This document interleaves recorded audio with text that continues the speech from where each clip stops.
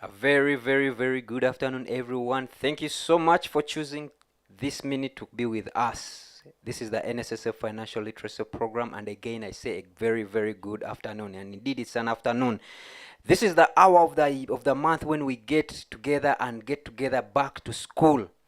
Before even I begin, these questions are coming and they're saying, what is January doing in December? And indeed, we are here to discuss January in December. What is January's money doing in December's money? What is it that is happening in your life that is going to affect January? And indeed, today we have a good panel of a good mix of panelists to just tell us about why do we mix January money and December money? Why are we talking about January issues in December? Do we need to talk about this? And this is the time we converge ourselves in a group, into a school, and say, let's talk about money. Let's learn about money. Let's discuss money. Let's have a discussion around money. Let us be on that table of grown-ups. It's only the table of grown-ups that discusses money. My name is Mboa Apollo, and I am the headmaster of this school.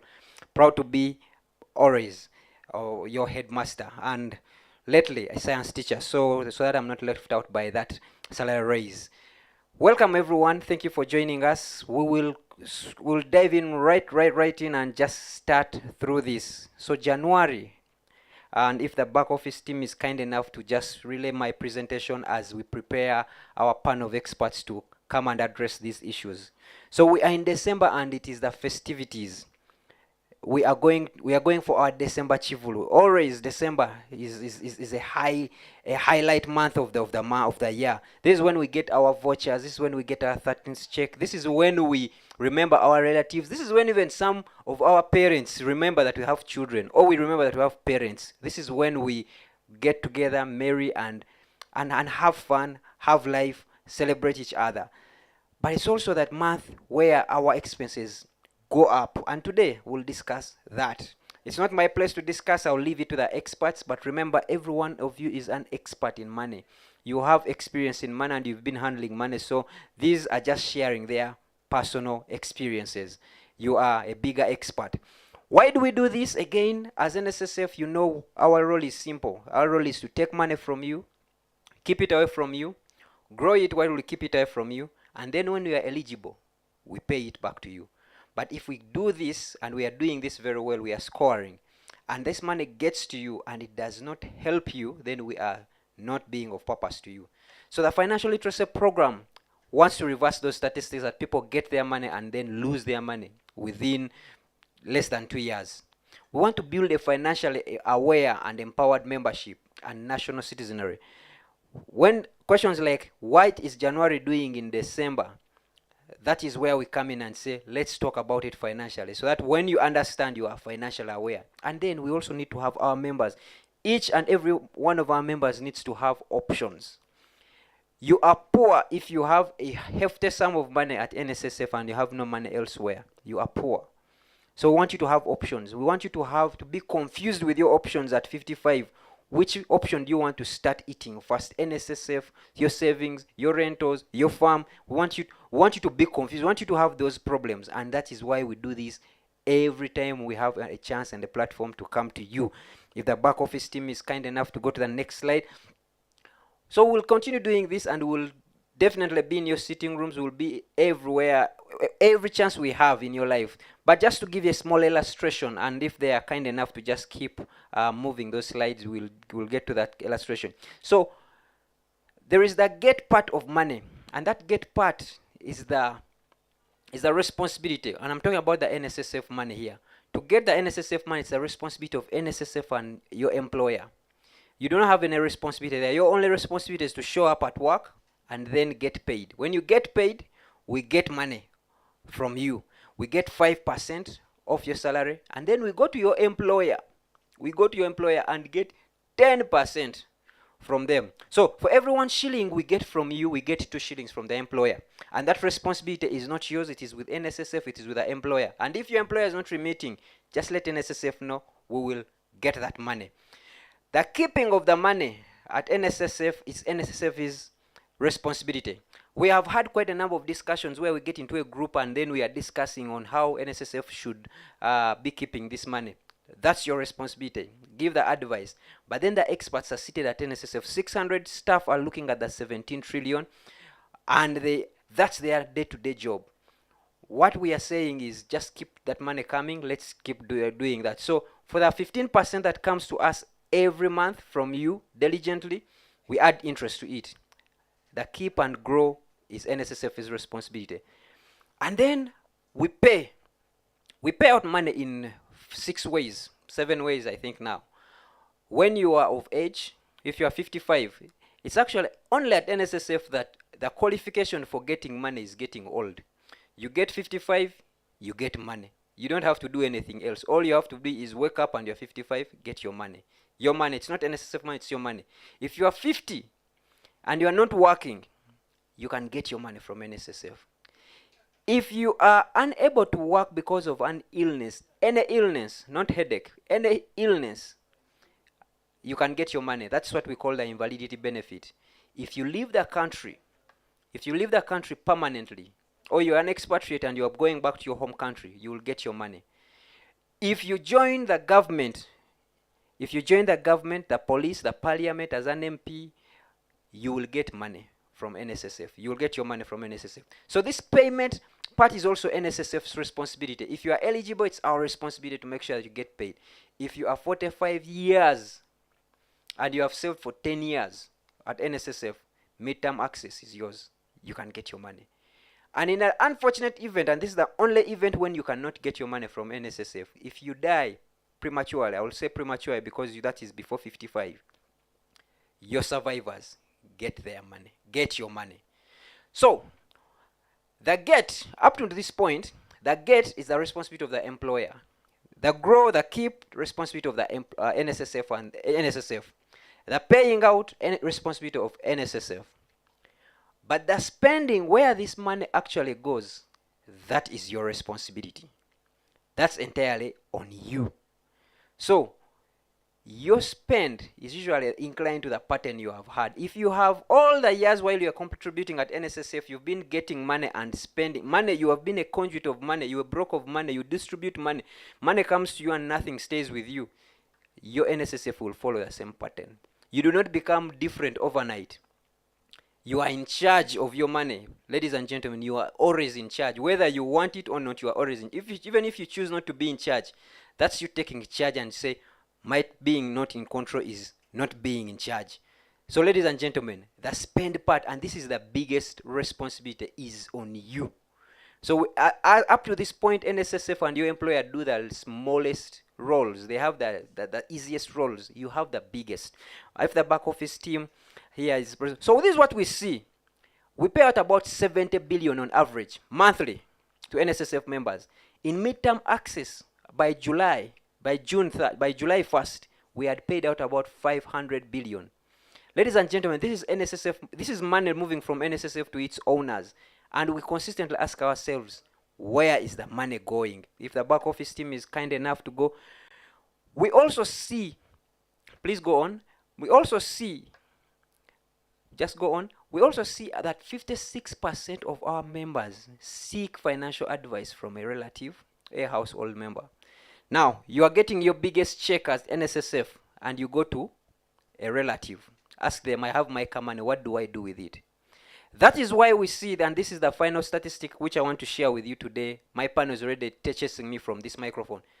Only 5% of the people who have embraced the workforce, this is both NSSF and the public sector, end up achieving financial independence after retirement. Ladies and gentlemen, I labor to do this because that's the only reason I am paid, and I'm paid very highly, to just so that you do not end up in the 95% of the people. So these are the symptoms. Allow me to just go through a few of the symptoms that you will be broke in 2023, January. So someone was asking, why bring January into December? This is why. If you have spending plans finalized, but you have no income plans, you are going to be broke in January. Ladies and gentlemen, don't even be deceived how much you have now. In January, you are going to be broke. If you are open for plot, anyone who says we have Dubai, let's go. We have Bushenyi, let's go. If you are open for that plot and you have closed yourself to the reality that January needs money, you are going to be broke. If you are determined to fulfill a long-standing plan that you have never set aside a coin for, you will be broke. Some of you have always wished to go to a national park, to a game park, to see something, but you have never put aside money for that. You're going to be broke. If you fulfill that plan of yours, you will end up broke. If you are adamant about the reality that your income in December still is a monthly wage, you are sort of confusing yourself, and you say December maybe they pay different. Your 1 million they paid you in November is the same 1 million they are paying in December, but your expenses have gone up. January is finding you broke. If you are convinced that prudence and diligence are not for December, you leave us alone. We have been prudent. Let us enjoy. If you think enjoying is the lack of prudence and diligence, you are going to be broke in December, in January. If you are ready to eat, but you are not ready to hear that life continues after the holidays, you are going to be broke. And ladies and gentlemen, I'm saying these things, I'm not leaving myself out, nor am I leaving my panelists. Let me even turn to Brian and I tell him, Brian, if you are going to eat, and you close yourself to the reality, you're going to be broke. Or we will find ourselves in January and I don't want to look at you. If you have switched off to work mode, despite the fact that you have not delivered on your December targets, you are likely going to be broke. Yeah. I am telling, and I have stopped telling those people. Let me tell my panelists here, because this is what is going to happen. Right now, people are saying, I will see this next year. This is next year. You are just planning for your brokenness. Yeah. And ladies and gentlemen, that's the reason why we are talking about January in December. But the experts are going to say this more.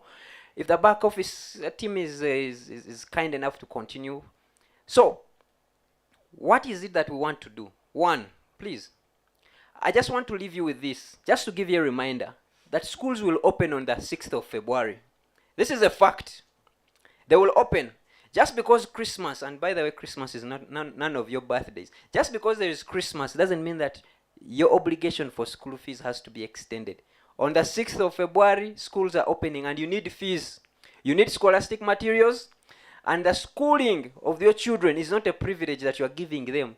It is your obligation. And if you do not get to that, you do not fulfill that obligation, there is a law that can put you in prison. It is yours and yours alone. Not your brothers, not your neighbors, not the rich uncle. And the education of your children is not an investment for you. It's their investment, not yours. So ladies and gentlemen, we just want to put a few of these pointers in your head while you go for the holidays. But who am I? That these guys are going to do the rest of the thing. While you go for the holidays, kindly understand that the world owes you nothing. While some of you are expecting Miracle Man and you're expecting to go to the village, I was discussing with a colleague and she told me that people just show up in the village with nothing. Then they eat and then come back.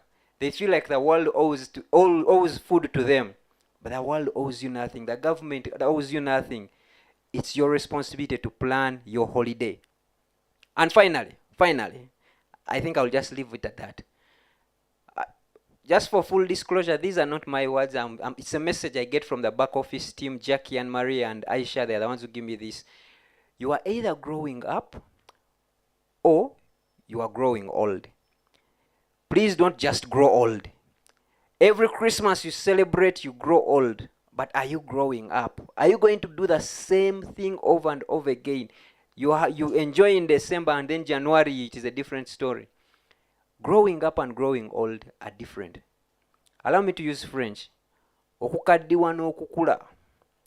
Hope you are growing up this Christmas, these holidays. You have celebrated quite a number of holidays, and every holiday should give you a chance to say, how far have I grown up? Ladies and gentlemen, allow me to stop. If the back office team is kind enough to go to the last slide, I want to introduce my team. I have a team of experts here. But before we go to the team of experts, David, who has already started his holiday mode, is right now speaking from Johannesburg. David, you'll be introduced at quite a little bit, but I am envying you. When I grow up, I want to be like you. Let me show them who we have. Jackie, if you are kind enough, can we know who we have on call?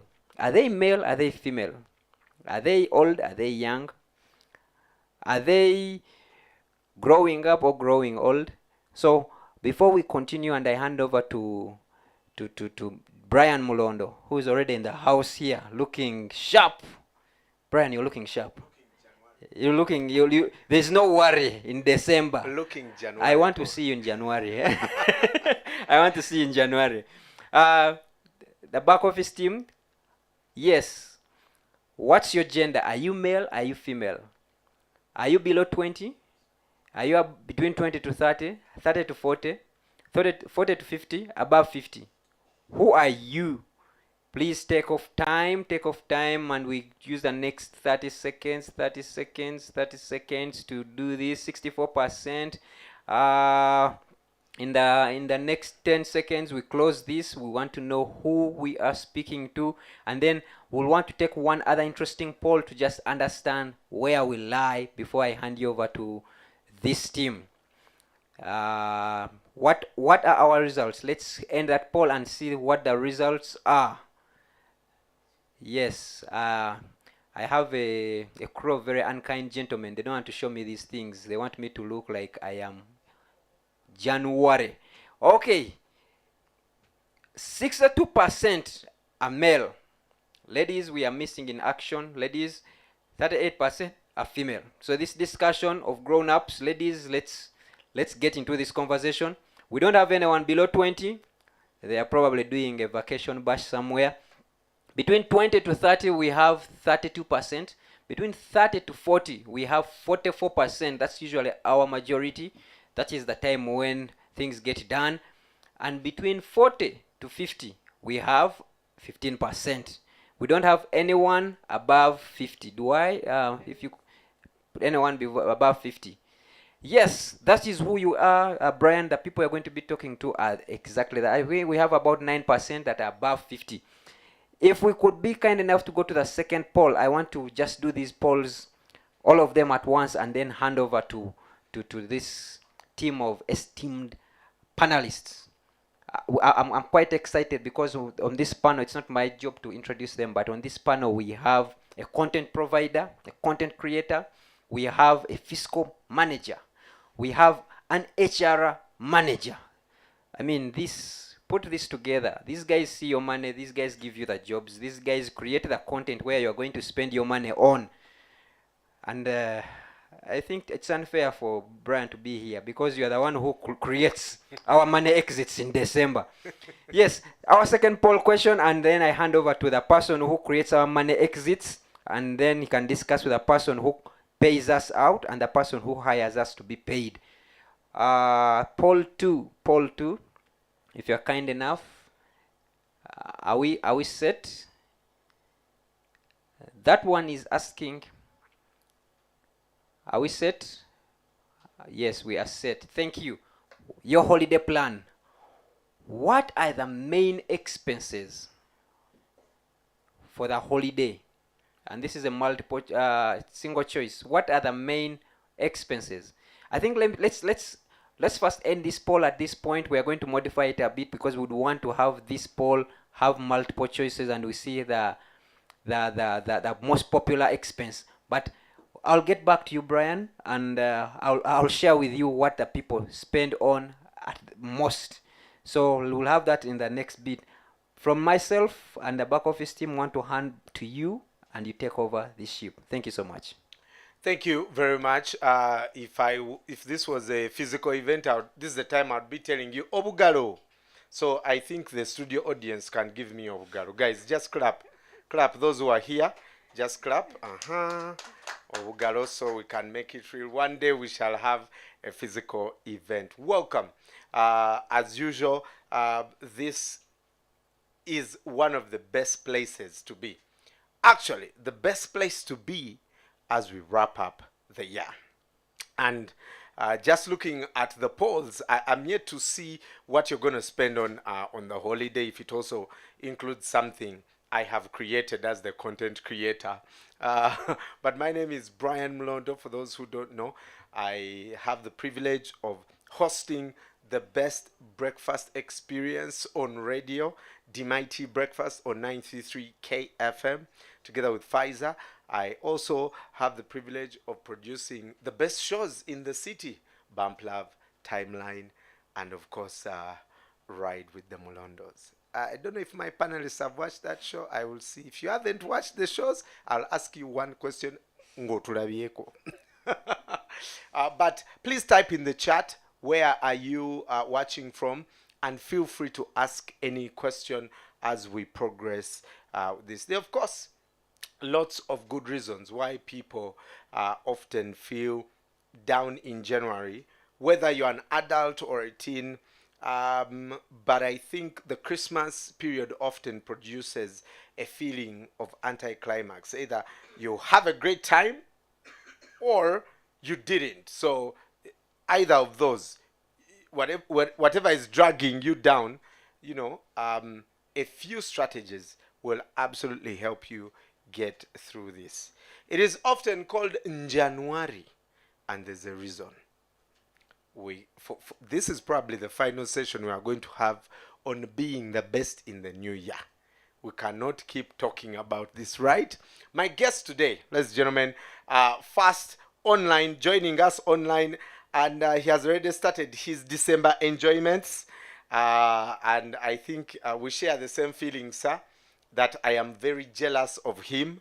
Naye bintu bino birimu levels, I guess. So for us, our enjoyments are in Kampala. Mutaka David, who is the head of people and culture at Stanbic Bank Uganda. Welcome, David. Thank you, Brian. All Good right. afternoon to everyone on the webinar, and good afternoon to you. I really love your jackets. Thank you, sir. I got it from Joburg, where you are.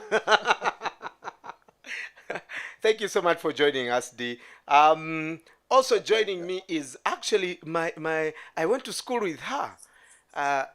You are the head girl. No. Wait. She was a student leader. Yeah? Ate she's tall, but you just see her from far. No mania, you have to scatter. Mariah Nantume Choyagala, welcome to the show. Thank you very much, Brian. Good afternoon, members that are joining in. I'm happy to be here. Mariah is the fiscal manager at Hutchison Center Research Institute. Let's start generally about you as individuals. How do you prepare? First of all, the festive season. Do you, like all of us, save? Then you say, "Let me go to a massive destination and splash." Mariah. Thank you very much, Brian. Indeed, for me as an individual, I save. And I always plan for my holidays and my activities. As a family, we do save and we plan for activities. So our budget, we operate a budget as a family, and our budget has a line expense called entertainment, holidays, vacations. So we always plan for these activities. They don't take us by surprise. They don't shock us. They don't leave a hole in our pockets such that we have to worry about January. So yes, indeed, we do save, we do plan for the activities. Right. Yeah. David, you're in Johannesburg. Incidentally, also Joburg is where the headquarters of Standard Bank are. Is it leisure? It's business and leisure for you. Is it? And for you as an individual, I know you're in charge of people at the bank. How do you plan your own December into January? Thanks, Brian. In Joburg for business mostly. So I should be back in Kampala before the week is out, and hopefully we can run into each other. I do save. I leave the planning to my wife and kids because I can't seem to get my head around anything. So I do the part that I can manage, just like NSS. If you do what you can and leave the rest to the people who should be.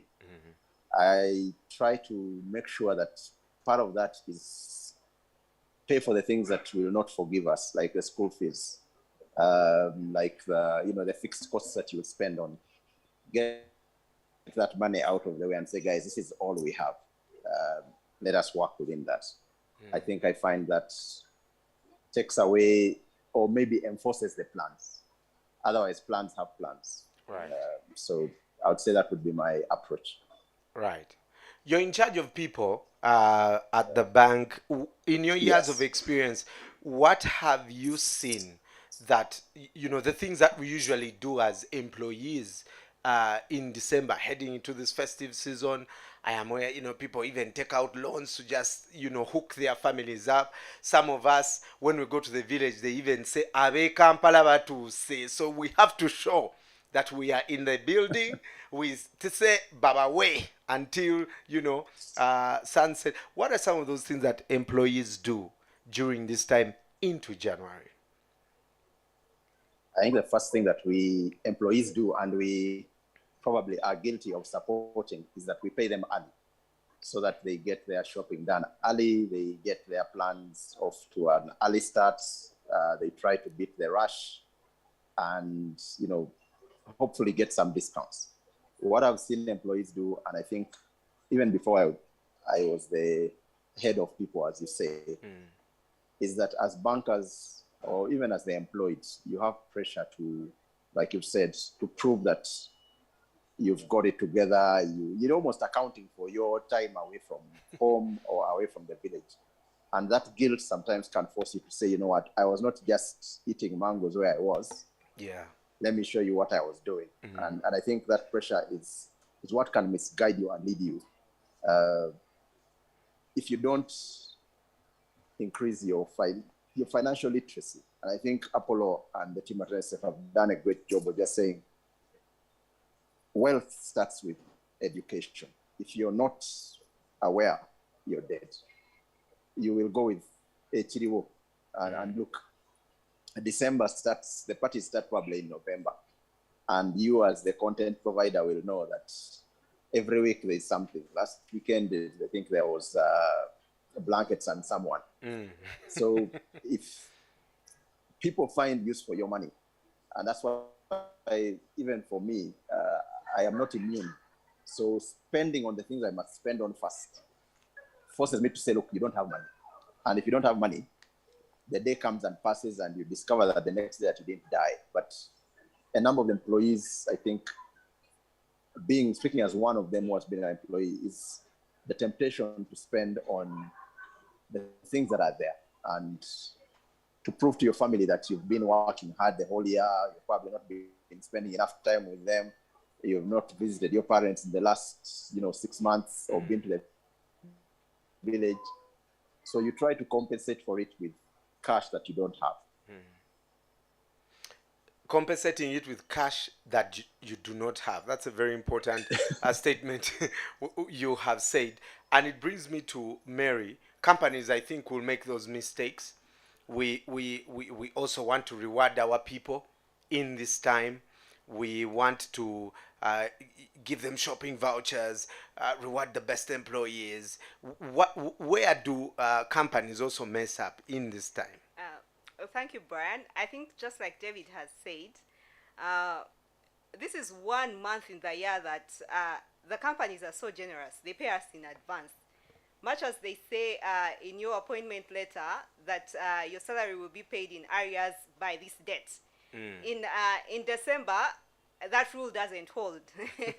The companies are so excited, they pay us early. This morning I was just walking around and by virtue of my last name, because I'm in finance, people always say, Otwagala D. And when someone asks that question, they're asking, when are we getting our money? So as early as the 13th, I'm already receiving the question of when are we getting our salary? Our money. So one of the mistakes that the companies make is to actually make payments so early. The expectation is that the salary we receive in December is meant for January. So it begs the question, why do you give us the money as early as the 15th?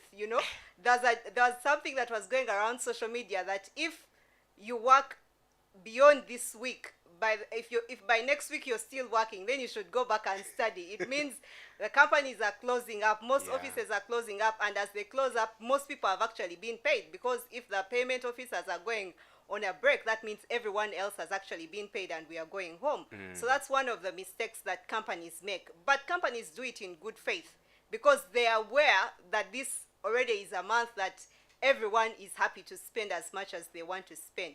The second one is the bonuses usually come around this time of the year. The third one is that the 13th check usually comes around this time of the year. Yeah. But also, the end of year Christmas voucher, shopping voucher comes around this same time of the year. For other people, the merit increases, the annual increments come around this time of the year, November, December. So it's really a trick knowing what. Thank you. It's really tricky managing all this money that comes in at one point in the year. So that's really one of the challenges that we have. But I think our behavior in December has been sponsored and supported by our employers. You're the finance people. You encourage this reckless behavior. And I know for sure in January even loan sharks usually visit offices. Yeah. At your level, what guidance do you give to companies to manage? Yes, even me. I'll be honest. I think now I'm also part of this. You guys, you have brought me to this rope. At MultiChoice, I am the head of local content, and we are telling people just upgrade that decoder, and you'll watch all our shows. Yeah, and so people pay, right? People pay that money because we also have something we want from our clients, but it's also great entertainment, by the way. Apple and this for doing this karango, but I have to do it.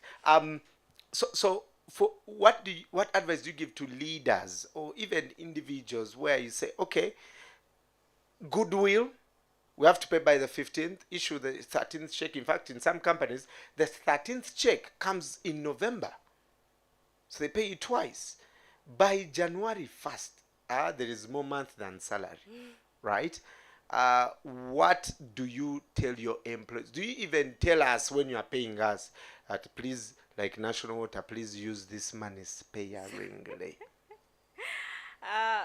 Thank you, Brian. I think one of the challenges is the education, the literacy, and this is why NSSF is doing this, to educate us, to train us and show us that yes, whereas the employer has the goodwill, the employer has given you all this money ahead of time, they are saying, we want to help you understand how you need to actually spend that money. So I think the starting point is the literacy, the education.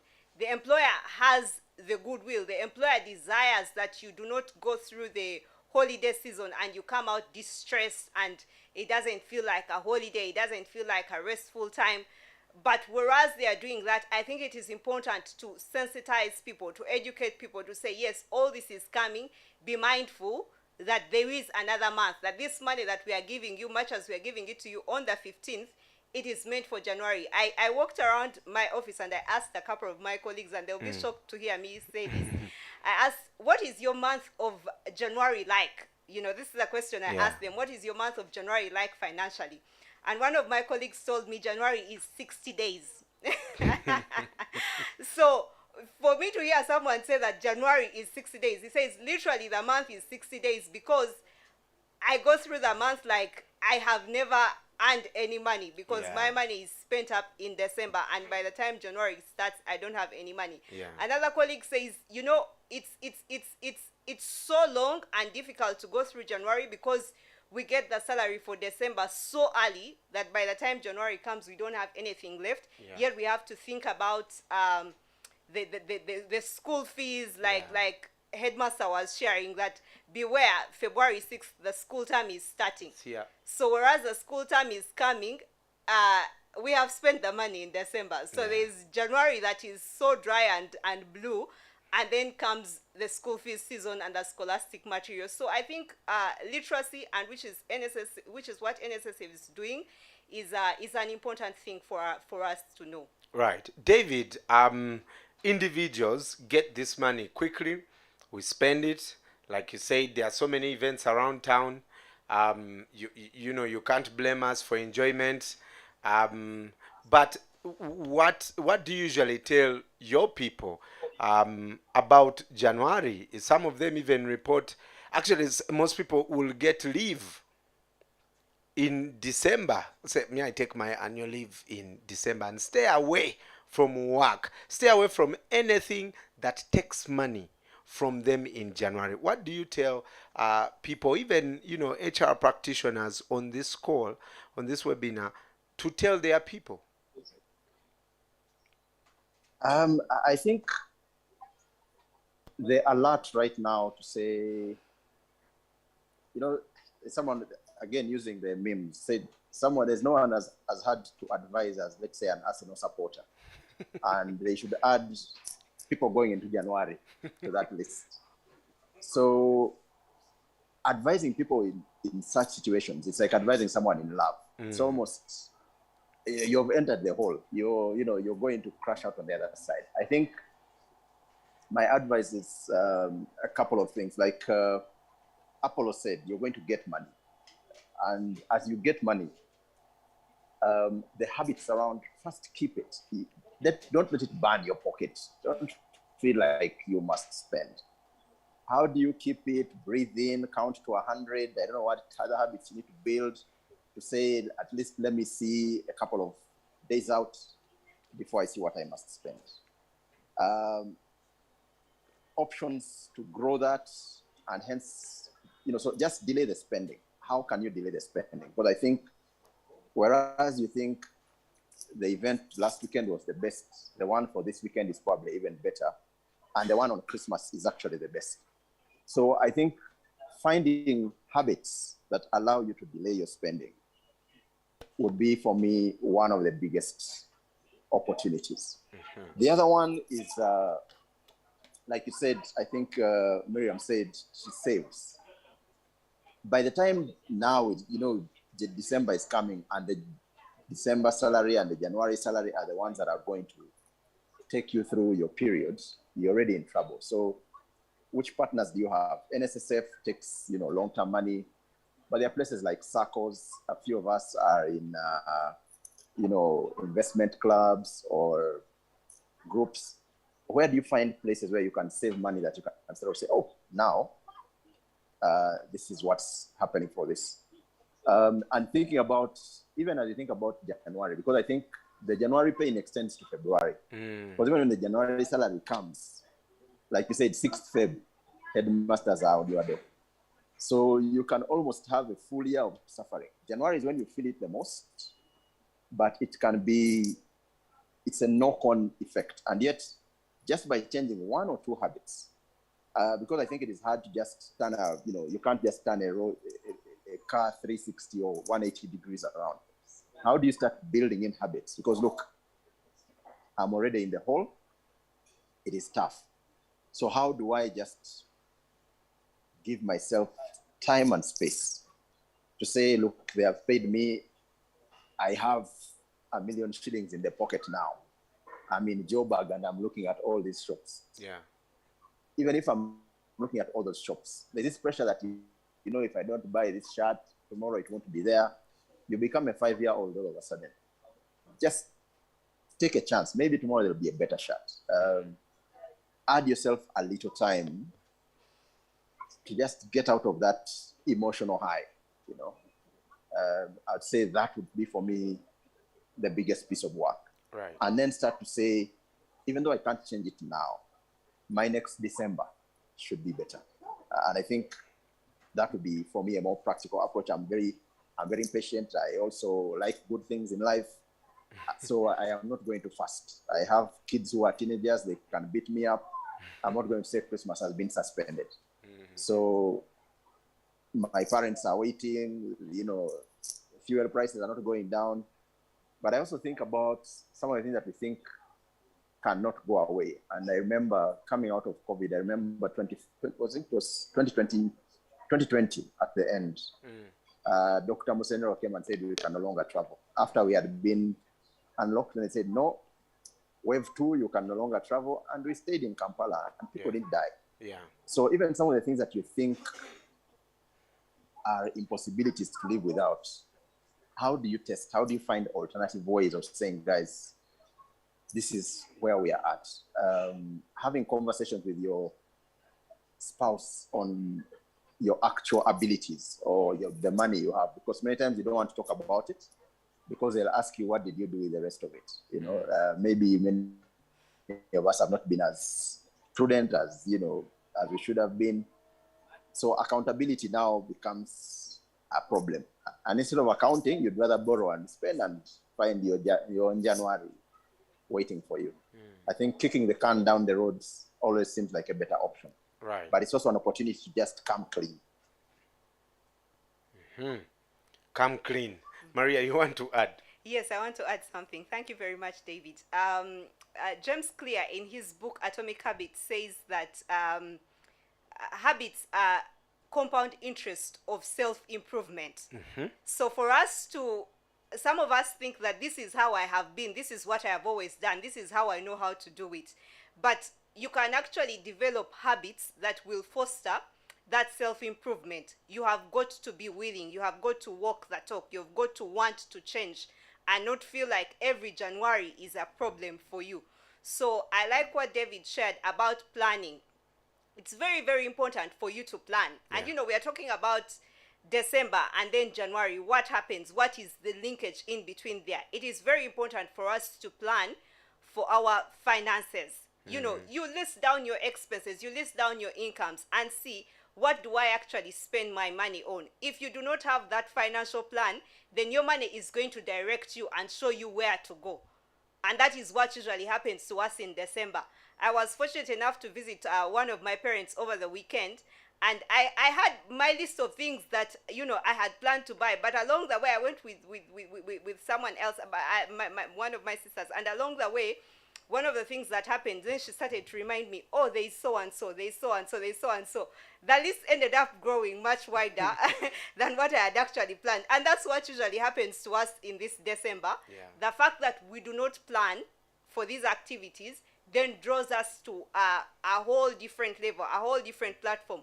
We are excited by the vouchers that we have. We are excited by the money because the money has come in early, and then we end up spending all of it and we have nothing. I was also happy to hear this morning, as I spoke to one of my colleagues, she said, no, for me, I start planning for my December money and who I have to buy things for as early as October. So she already has her list, who she wants to actually buy things for and what she's going to buy for them. She has already planned for this. So the key thing, one, is for us to actually have that plan. Draw the plan and be able to guide yourself through it. Who are the people that I must go and see? Because you have your own relatives, you have your in-laws. I learned today from the headmaster that our in-laws are not relatives.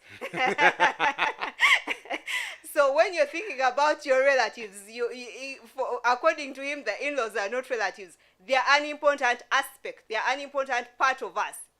We have our neighbors, our communities. We have so many other people. So as you plan for this holiday, as you plan for your December money, you've got to be able to think about every little expense there is that you actually need to spend on. Right. This makes me think about we might be talking about this January blues right now, but companies also have their own January blues, right? Where that between April and June, before that budget is read by the Minister of Finance, we are finished. There's not going to be anything that we do. At your level, we have now, we're probably going to head into a very terrible year, an inflation-led recession. For companies whose January blues come probably in April, what's your advice to them? Thank you, Brian. I think rightly so. A lot of the things that we are talking about today, we are talking about personal, but we are aware that companies also do plan. Companies also are expected to plan for their monies and for their activities. It is pertinent that companies sit down and also drive their plans and their activities given the financial and economic environment of the country. I found something interesting, that there was a building in Kampala, and I won't mention which one, where they had their budget for fuel a few months ago, before the fuel prices. Now we know that they've escalated and they've been high. They had their monthly budget for fuel, and they knew that that's what they spent on the property managers and everyone else, and that's how much they fuel the generator. So I think around 20th, they run the generator during the month, and around 20th, they have a blackout. There's no power, the generator is down, but the fuel was actually purchased. Yeah. That is expected. What they had not factored in is the amount of money that they were spending on fuel was the same, but the price of fuel had actually gone up. So which meant that they got less fuel than they ordinarily get every day. So they did not factor that in, and therefore they had a crisis where the building was in a blackout because the generator had no fuel. So that's what happens if the companies and the organizations do not read the times, the environment, the economic times, and the financial times, to understand where do we need to make adjustments. So as organizations, it's important also for them, as we plan for our years and our activities and our budgets, the budgets for the coming year may be totally different from the previous year's budget because of the inflation that we have seen, because of the fuel prices, because of the war in Russia and Ukraine that has affected many things. So it is important to understand the times, to understand where we are at, and be able to plan accordingly based on that. Right. Yeah. I want to invite some questions of our in the comment section. Please tell us what you want to hear from our panelists. What are the things that you're also doing yourself as an individual? How do you manage to get through in January? Do you spend on most important thing, or for you it is standard? January is always a tough period, and you have experienced that. If you've made changes that have worked, what are they? Or as an HR, or as the finance manager, or as a person in charge of departments, how do you even overcome these issues that are at the workplace through January? People even prefer to work from home in January. Yeah, they say, man, I can't afford the fuel, right? Let me work from home. Have you done some of these adjustments as a company so you can help people through this time? Talk to us, and we'll be able to get those comments and questions answered. Use the chat, and we'll take a look at that. In a few minutes, the headmaster will also be looking at a survey. We asked you, what are some of the things you spend on during this festive season? Are they even important? Or for you, if it's not there, then the festive season never happened. I want to bring in David.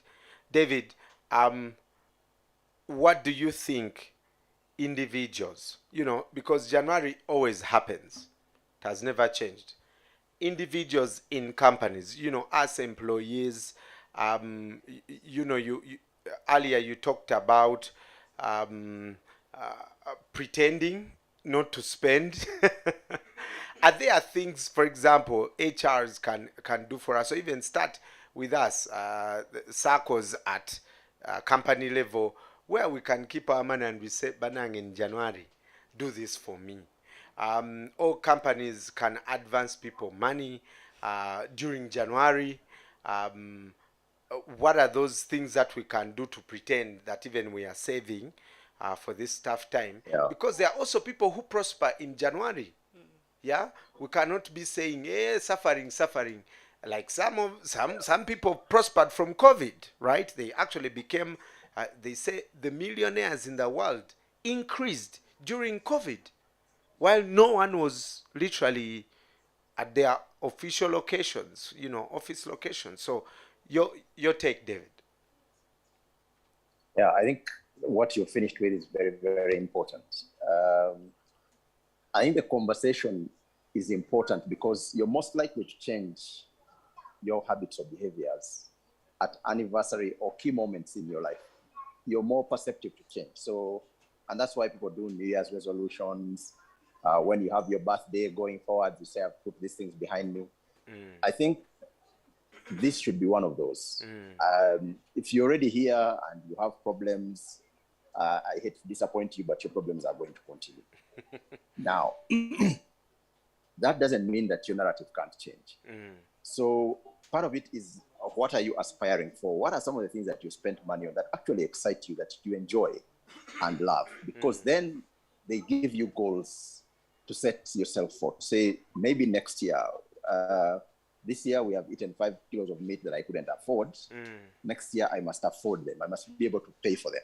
Because then you have 12 months, to which Mariah quoted for us that book, Atomic Habits. You have 12 months to plan for 5 kilos of meat. You have 12 months to plan for a village trip. You have 12 months to plan for that game park. You don't have, how many days are left? 2 weeks? So a week to Christmas? I mean, in that period, you're not being realistic in terms of what you want to do. So in my mind, borrow some of the things that you get from our workplaces. Half the time, I'm sure, Brian, you're making your people do self-reviews. What happened last week? How did that program go? Yeah.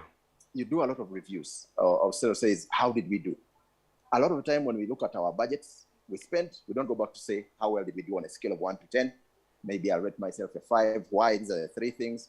What are the things I'm going to take out? How do I score myself a 7, an 8, a 9, a 10 going forward? And I think building in those habits then says, my next December will be different. My next January will be different. And so in my mind is to say, this is almost a wake-up call. You're here. Unfortunately, headmaster has come to wake you up when the canes are already coming, but take the canes, right? Take the canes. It is part of repentance. When you repent, sometimes the punishment still stays, but you change your future. So in my mind, those are the things I'd say, what can you learn from your workplace? A lot of the businesses have very good practices, which we do even on others, the people who report to us, but for ourselves, we don't do. Involve your family in making these budgets, because some of the times, even the things you think your family will appreciate, they actually don't like, right? So it's not important build to those them. relationships. Yeah, just say, look, guys, this is what would be a great holiday. And even if we can't afford it this year, maybe a year from now, 2 years from now. So thinking long term allows you to build in the things and change the narrative. So you can then stand one day and testify that used to be me. And ever since I met Brian on the show, it was 401, Tuesday, December 13th, I changed. And I said, I've said goodbye to bad Januaries and Decembers. Yeah. For me, January is going to be the best month of my life. Right. And whether you use vision boards, whether you use accountability partners, at least you have a goal that you've set that says, maybe not this year, but going forward, I have February, 10 more months to plan for my December. And I think that will allow you to see where your real value lies. Because February comes, or even March, let's say, comes, and you just pretend like you've never heard of January before. And as I said, it is easier to advise a man in love than, January sufferers or whatever the month is that you suffer. And so in my mind, this is just a key moment for you to reflect and say, I can change my life. And even if you're successful now, how do you do better? I think we can always all do better. We can always do more things. And like I said, even people who have prospered, how can we help people who are, I think the other piece is, how can you help someone? And not give them free money, because the headmaster doesn't advise that. But how can you help someone? If each of us reach out and help one of us, who knows?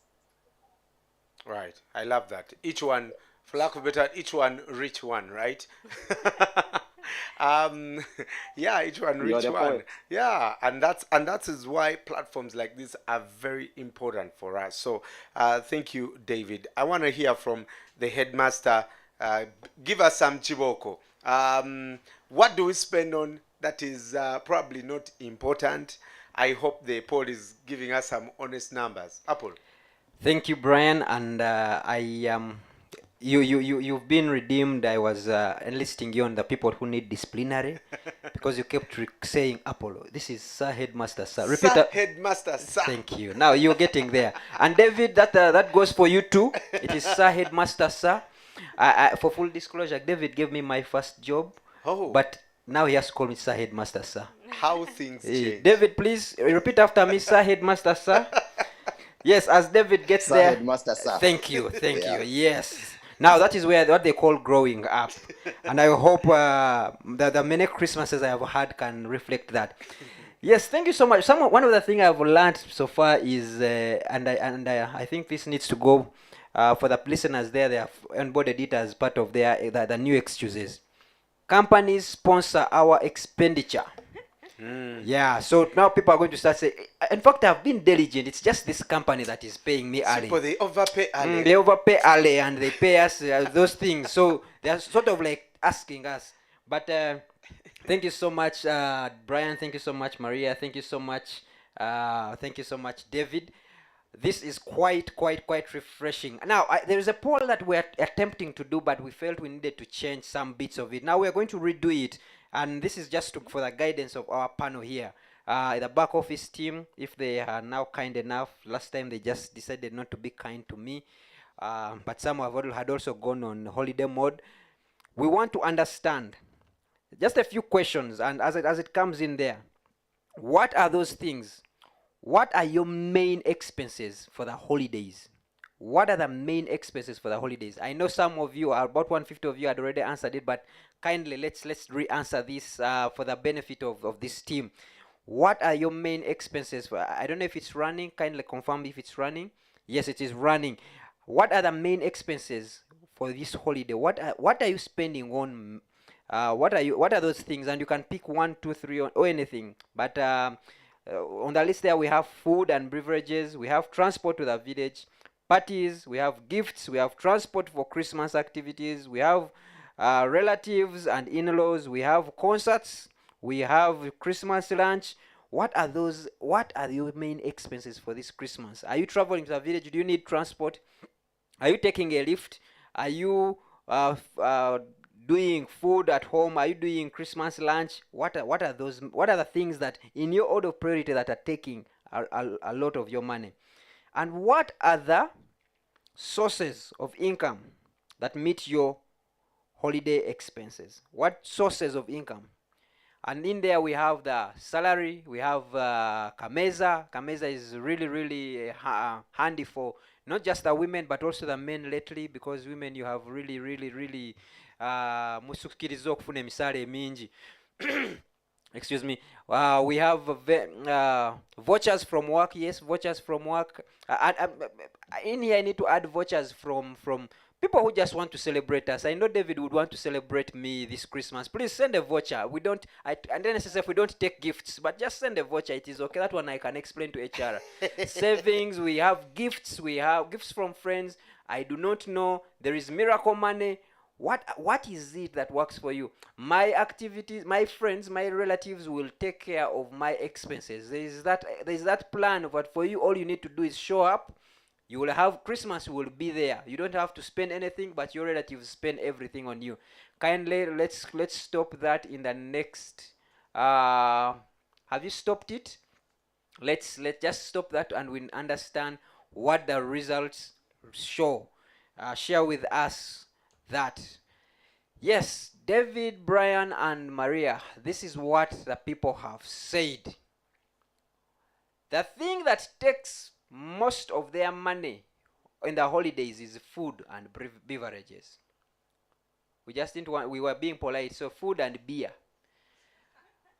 Transport to the village is more popular than parties, than gifts.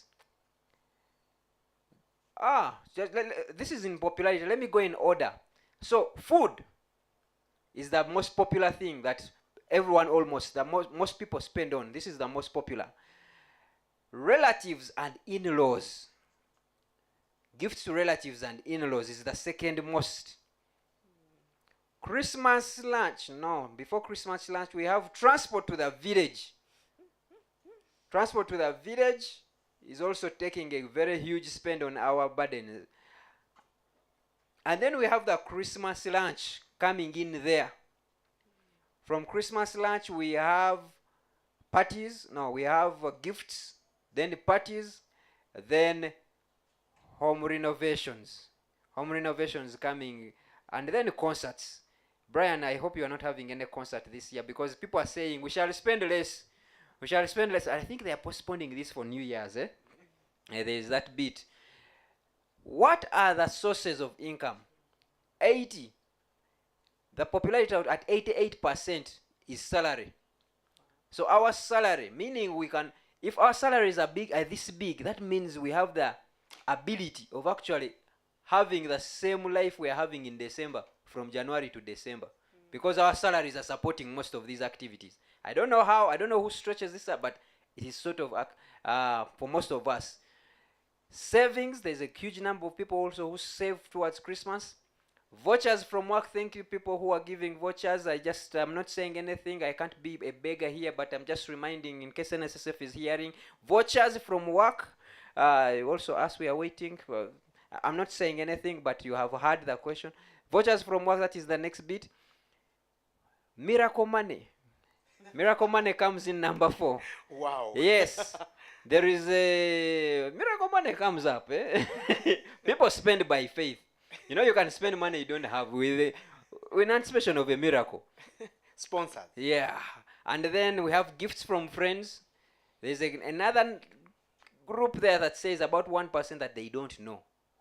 And then my relatives my friends will take care of me coming in before I do not know.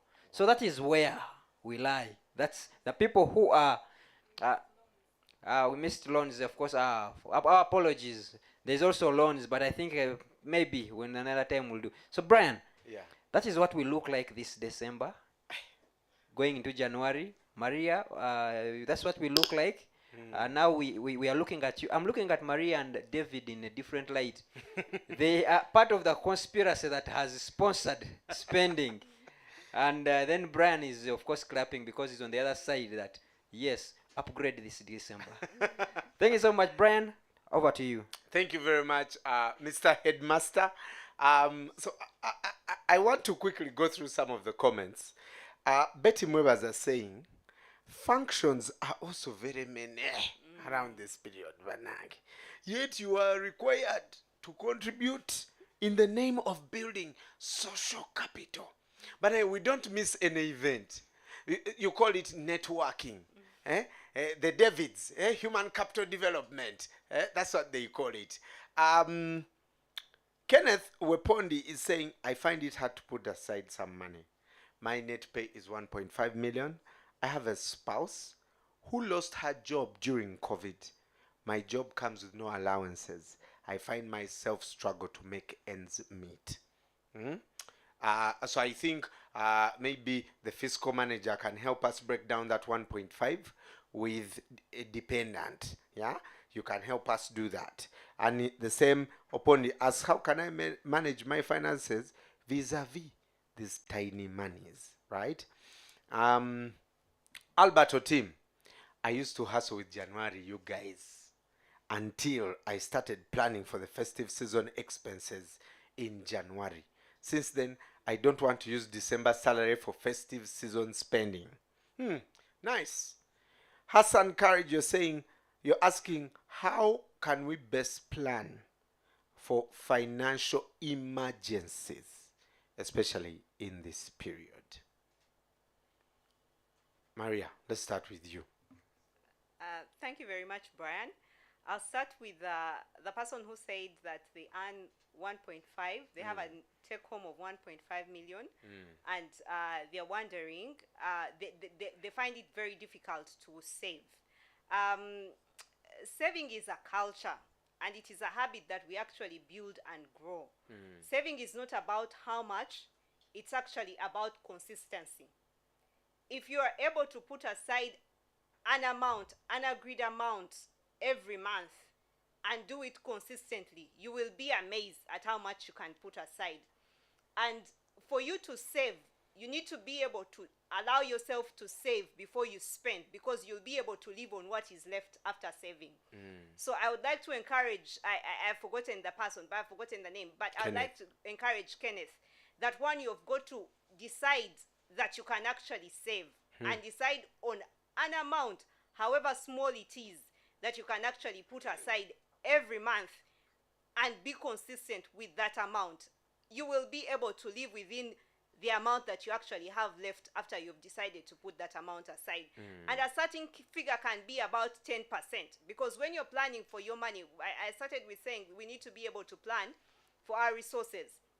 So if you list your expenses and you list your incomes, one of the items that must feature on your expenses should actually be your savings. If you're a church goer like me, the tithe must rank high up there. Non-negotiable. It's non-negotiable. Then comes the savings. Those rank in the essential category. When I'm listing my expenses, I have what we call essential, I have what I call optional, and then I have others. So there are things that are in the essential.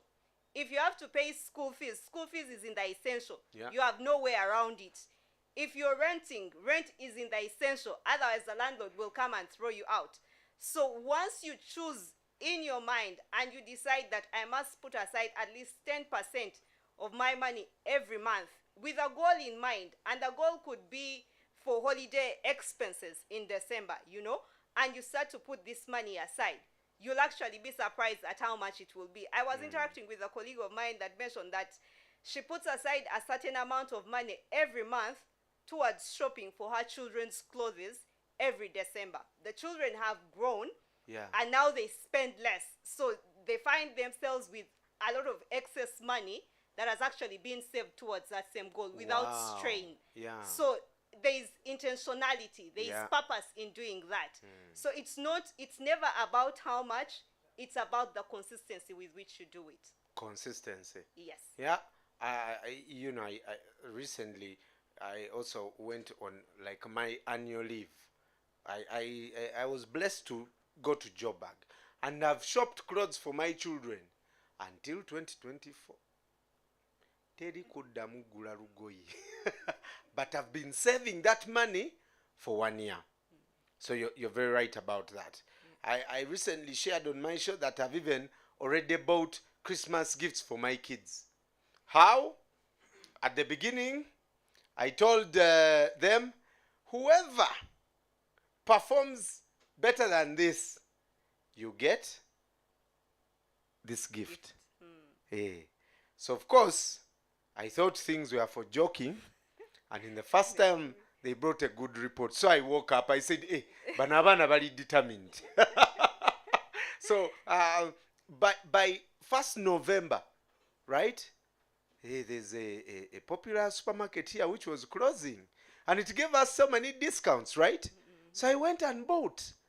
And I think some of us don't look out for those things. Yeah? We are never looking out for good deals. Some of us, we are good deal ambassadors. Even food. Buy one, get one free burger. We want such things. And some of us think, oh, that's cheapening myself because I work, in like Hutchison, Bananda Babatia, right? Yes, and some of us kasita tuwulira nti every Tuesday, waliyo pizza. Buy large, get a medium. Mariah, you are my guy. You are my guy. Please don't jump out of this thing. That's when we take our kids out. To be honest, because that the money doesn't make sense, right? David, when you hear comments like this, questions like this, what comes to your mind? You have a man who earns 1.5 million. In fact, for you HR practitioners, you tell us, the salary bracket is over C1, and it's hard to get to D1 unless you do the following things. Do you, as heads of people and culture, take time off to teach your people about some of these small shifts they can make? Yeah, I think it's a very important part of building your career. And Brian, I'm sure you didn't start where you are. For those of us who have been here long enough, we remember where you started and what you've done. Not everyone has been as successful as you have. And I think for anyone with a job, the first thing to realize that it is a platform. The salary is something you take out immediately, but that job is a platform. So how do you use that job to to do more than just what it's paid for. So if you see, for example, headmaster, I'm sure if his boss had that, he calls himself headmaster, or he proposed to his boss he was going to call himself headmaster, he probably would have refused. But he has gone and created a brand and made a difference and created value for so many people that he will see more opportunities to make more than the 1.5 million through some shape or form, right? So the 1.5 million, don't close yourself in that box. So what else is in that job that gives you opportunities? Whether those are networks, people you support, people who give you ideas that you meet on a daily basis as you serve them. Because if you serve them, that me, I get 1.5 million, this is my level of service. Even someone who could have given you an opportunity or seen you to promote you will not see you. So that's the first point.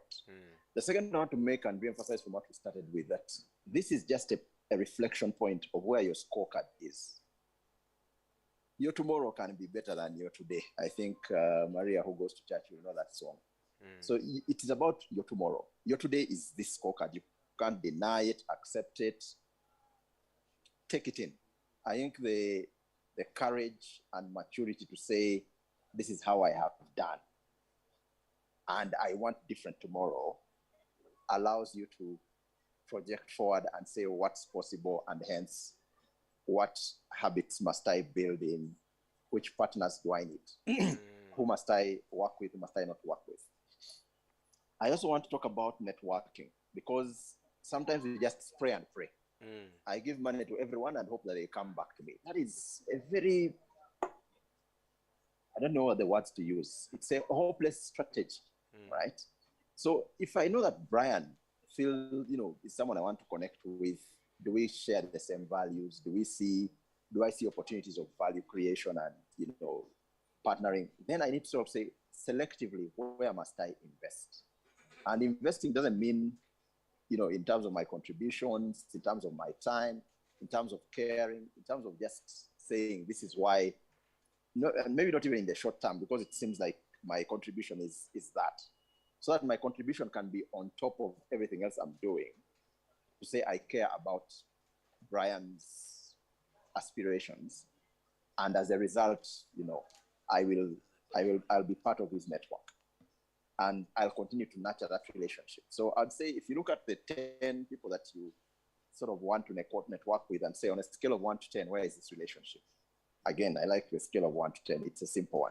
Even people who don't know math can do it. Where would I like to take it? And then which are the top 3 I would prioritize? People will understand. Some of the people you give money won't even remember you, right?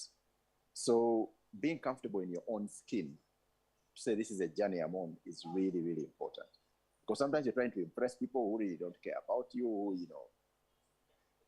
and the headmaster keeps saying those things. You must find the courage to just find you and selectively choose what you can do. And if you can't do it, and the person will only add you to the network because of your contribution, maybe it's a good thing that you're losing them now. So I'd say the money you want, someone is earning it somewhere. In your organization, in your network, in your friends, maybe, and if it's not among your friends, please change your friends also. Find new friends. Let them help you aspire. Let them help you think about a better tomorrow. And talk about it, build habits. I mean, we talk about concerts and the next person coming, more than which Nigerian artist is coming. We do research. We do what? Instead of just doing some little research on how can I do my job better? Who else does this sort of job and how much do they get paid? What skills do they have? How else could I use this platform? Right. So, like you said, Brian, the number of platforms you have, you mentioned around 6 shows you're producing, you're here. I don't think anyone came and said, Brian, here are the things. Yeah. You've invested in that platform. I don't know, someone made a joke once that TV producers are paid 50K or 20K, I don't remember, in the middle of 50K. lockdown. Yeah. But the opportunity of that platform to say, how many other shows can I do? Do I then go and do weddings as an MC? Yeah. Do I showcase and practice my skill here so that it grows and serves me tomorrow? I think for me, those are the things. Your job is a platform. It is not that 1.5 million or 500,000, whatever the amount is, might be so little. but how do you use that platform to see more value, to create more value, to serve more people, and also tie it to your dreams, because then you start to see opportunities. Oh, that is where they say that is a tweetable tweet. Your job is your platform. I think even some people ask me, but Mulondo, where do you work? And I tell them I don't work. I serve at these places. Yeah. Your job is your platform. That's why sometimes in the conversations of 50K, I don't indulge, because some jobs, will take you to your next level, right? Katongole Joseph, well said, David. Katongole Joseph is asking, but how can you truly escape a trap where an entrepreneur started up a business, but the economy, the economy forces drag it to the ground completely. Yet the salary isn't enough for our standard of living. I need guidance, because entrepreneurship hath become a chemistry. Fiscal manager. Let's talk issues of fiscal policy. Someone was asked about fiscal policy, and we had French. What do you do? Business is becoming even harder. Thank you, Brian. I think we need to agree that we are all not cut out for entrepreneurship. I think that's one fact that has failed to sink in. Sometimes we all think I must have a side hustle. Like I must have something else that I do, because Sir Headmaster Sir has told us we cannot live on one source of income. You Yeah. must have multiple sources of income. So I must have my chapati stall. These days there is pilau. I don't know where you guys stay. There are those riders that pass through the neighborhood and they're selling pilau, but in my neighborhood they are there. There are all these kinds of businesses, and we all want to get involved in those different kinds of businesses. And it's not bad and it's not wrong to get involved in business, to do entrepreneurship, but I think it is important for us to get involved in something that you have very good knowledge about, and something that you can easily supervise. But also, most importantly, something that you're passionate about, something that you will wake up to do even when no one is actually paying you to do it. For people like me that are risk averse, we choose the less risky platforms to invest in, or to do our investments, and we go the unit trust and money markets route. Many people don't think that this is an investment, but if you do not have the time to supervise and run the business, to get your hands into the entrepreneurship, then why not invest your money, give your money to the likes of Zeno and all those other people that will invest your money for you and be able to return interest for you. And because they return interest for you on a daily, you're able to realize an amount of money. Your money increases in a way that you do not know, that you will not see. So I think for business, that's for entrepreneurship. Really, that's really what I can say. It's important for you to get involved in a business that you're very familiar with, in a business that you're passionate about, and in a business that you can actually have time to supervise. In a business that you have time to supervise. I think, Maria, even at the broader level, let us know some of the things that we can do. Stuff like we talked about, prioritizing our needs. You give that thing, that's what you do at your home. You have priorities, the essentials. You have the optional. It is necessary, but it's not important. Yeah. What other things can we do? Yeah. Thank you, Brian. I think the starting area, like I said, is to plan for your money, to guide your money. Have a spending plan. List down your expenses, list down your incomes. If your expenses outweigh your incomes, then therein lies a problem. You're living beyond your means. You're not aware, but you're living beyond your means. So that's the starting point. The second point is for you to prioritize. Not everything is a need. Some things are wants.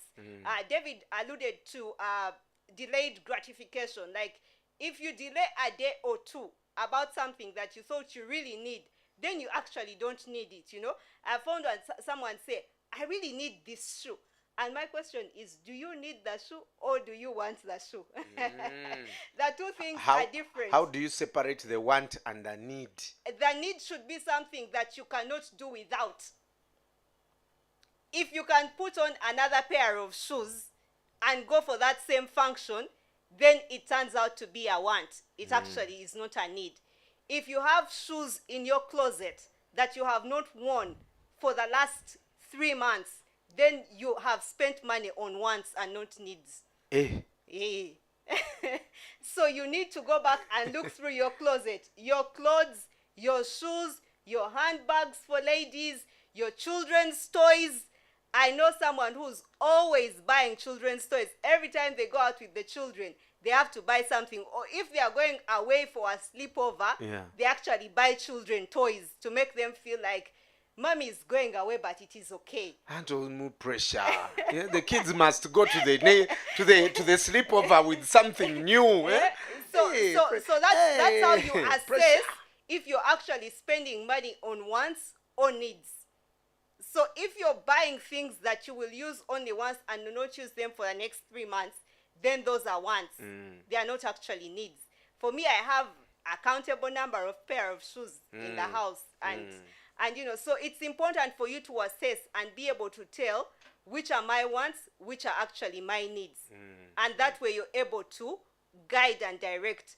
But it's also important to plan for your purchases and look out for discounts, like you said. You know, Brian and I went to the same school, the only senior school in this country. Say it again. Did the headmaster go there? I doubt. The only senior school in this country. The rest are secondary schools. It's the only senior school. Senior secondary boys and girls. So I think I just realized that I learned how to save and look for discounts at an early stage in life. Because my brother and I were fortunate to go to the same school, and sometimes we would walk half the distance home and then take the taxi the rest of the distance and then save the rest of the money. The thing that I'm trying to say now at this stage is you look out for where are the discounts. Where is the buy one get one free, you know. City Oil gives 2 kilograms of Porsche for every 20 liters of oil that you fuel that you take. You know, that has been ongoing for quite a while. Yes, but we are spending money on Porsche that is 4,000 shillings a kilogram. You know, so the other day someone was arguing with me that the money that you pay for fuel, you actually end up paying for the Porsche. I said, where do you fuel? We did the computation. The only balance they had is 900 shillings. Can 900 shillings buy 2 kilograms of Porsche? In which economy? So that's what I'm trying to say. Look out for where you can actually get discounts. You know, the pizzas, the burgers, the different sales that are actually on. The NSSF card gives you discount when you use it. Why aren't you using it? You know, you are there feeling like a black card. Swipe it. You have a card that gives you discounts. Yeah. Nze ndi muntu wa discount. Njagala ebyo. Bikola. Yeah, bikola. But also the other important thing to do as we think about managing our money and managing our December expenses is you need to be able to record your expenses. You cannot improve what you do not monitor. If you're not monitoring, if you do not know what you spend on something, then you cannot improve it. I asked someone a question today, do you know how much money you spend on food in a month? And they could not actually answer that question. So how can you know that you're actually spending much more if you have not monitored it?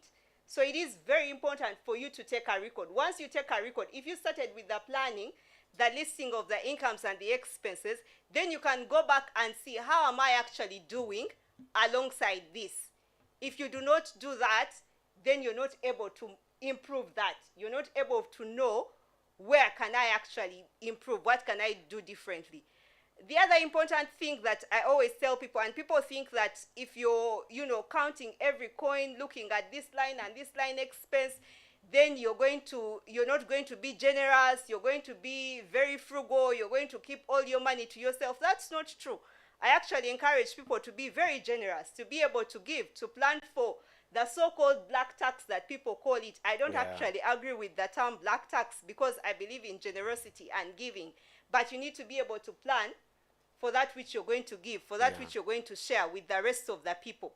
So how do you do that? You plan, you list your people, you list your how much money do you have to spend on social functions? How much money do you have to spend on, social events and all those other activities?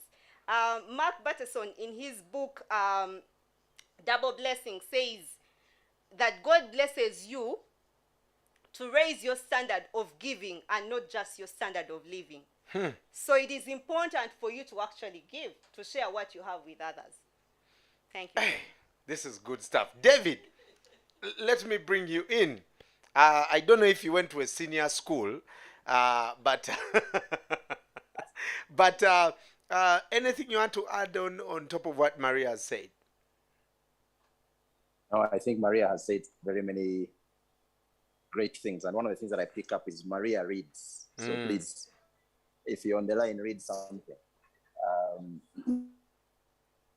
to raise your level of giving. Yeah.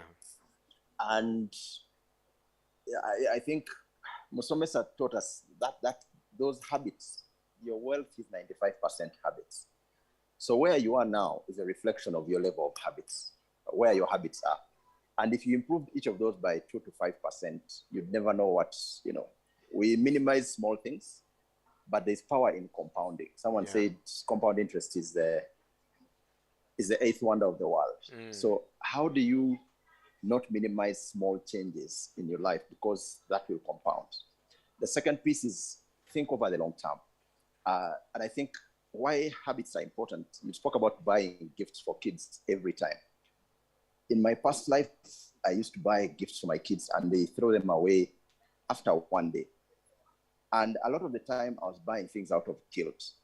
But once I started spending time with the children, understanding what they like, listening to their stories, now they even tell me what gifts, what you should spend money on, what is useless and what's not. So I no longer have to spend money to compensate for some of the things that I should be doing as a parent. So many times, a lot of the spending we're doing is to compensate for not being good people, right? You're almost paying your time in money, right? So where do you spend your time as part of habits? Do you think long-term? Do you build healthy habits like reading a book, going to your church? If tithing is important to you, doing those things, because that builds the money thermometer that, again, Headmaster talks about. Because your thermometer right now maybe can handle only 1 million shillings. If they put it 2 million, it will burst, right? So how do you build a thermometer that will carry more and allow you to do more with your life? Because I think, whereas we are talking about beating the January blues, I think we can scale that to a point of, can we talk about prosperity, not just survival? And growth happens one day at a time. Over time, you don't see it happening, but one day you look back and you're like, wow, look, that used to be me and this is me now. And then you can sort of pay it going forward. So I'd say the habits that Musomias talks about, when you get money, don't go straight to spending it. Keep it, grow it, deploy it, sustain it, then eat it. I think just that sequencing alone creates a delay from here to here. If you put in even an extra day of delay and just measure that to the point that you can't monitor what you improve.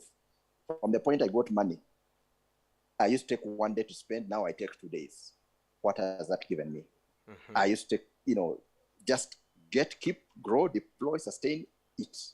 Just adding in those 4 extra steps will do that. In terms of diversification, again, of your money, have multiple sources of income. The risky things of chapati and pilau sellers, and I have bought a boda should only be a certain percentage of your investments. If it is 100% of your investments, you're in trouble, right? So how do you bucket your investments to say maybe 40% is cash, close to cash, Another 40% is this, another maybe the 20% is the high risk investments. And high risk investments, especially if you keep money, and you said, Brian, you like discounts. Yeah. You can't take advantage of discounts if you have not saved. Because you find a discount at game, that's the day you don't have a single shilling, right? But if you've saved and delayed your from get to spend, then you can look around. You can say, should I buy a car of 10 million or of 20 million, right? You will get people who, you will find the opportunities because you are bidding your time. You're not acting on the spur of the moment. You've intentionally said, I am not ready to play today. I will play tomorrow. And tomorrow I'll be better prepared. Mm-hmm. So you play on your own terms, right? You're not playing pressure games. You know how someone says, you come and we play now. Because you're not ready, they beat you. Kanyume, as we used to call it in football, in my college that we went to. But if you're prepared, then you'll win a game.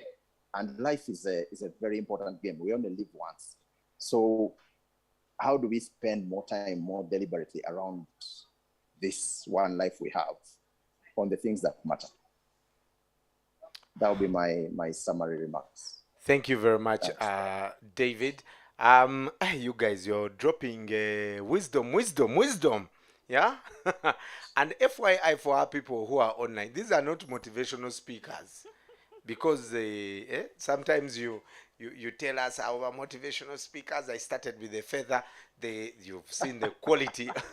Now I have, 1,000 birds. These are people who have done the time. Brian Bekunda asks, as a teacher, what business can I supervise that I'm required to keep at school? Marking scripts. Some guidance, please. We'll start with you, Mariah. Thank you, Brian. Like I said, when we choose to invest or diversify our money, how we spend our investment depends on what business we can actually supervise. As a teacher, you need to ask yourself, what is it that you're passionate about? What is it that you can do outside the teaching? And that should be something that drives where you go and what you can do. It may not necessarily be what everyone else is doing, but it has got to be something that creates a need for others. Where the need arises, then that's where you come in to fill a gap and charge for that gap that you're feeling. Like David has shared, that we have the risky kind of business. A portion of our investment can go into the risky kind where, one day the border guy can disappear. And you never, like his number has never existed and you can't trace him and you didn't even know where he stays. And all the people that signed him off are nowhere to be seen. So that's risky. But what else can you actually do that will not require you to be involved in there, that will not require you to even spend up all your money? That's the kind of business that you can think of and be able to invest in such. Mm-hmm. Thank you. David. Yeah, I'd say some of the things that you can lend government money, right? Treasury bills for as little as 100,000. The 1 year bill, I think, is at about 11 or so percent, 10 point something. I've not followed, but it's above 10%. You'll find very few businesses that give you 10% return for just putting your money there, right? You'll get a monthly statement. They'll pay you every 6 months, and you keep investing that. And as the money grows, then you go to the riskier businesses. I think part of our challenge is I want to be like Brian today, yet I'm not putting the amount of work Brian has put in. And I think Brian is not a smart guy to put in work. I am trying to cut corners. I'd say find safe investments until you're ready for a portion of your money to take more risky investments, but also investments that you care about, so that even if they don't make it, you've made the difference to someone. I think for me, that would be my approach to investment. Mm-hmm. Too many of us want to invest to make money today and make it and finish. But I think if you think about a problem in your area and partners and things, I think that's where the new value will come from. That's where the economy will grow. If you're passionate about it, find ways. But again, it's about that same sequence. Keep, grow. So get your money, keep it, grow it, deploy, sustain. Because when you have some money, it's even easier to borrow more, right? So how you do that, I think for me is the more important thing. So find safe vehicles, unit trusts. What else is there?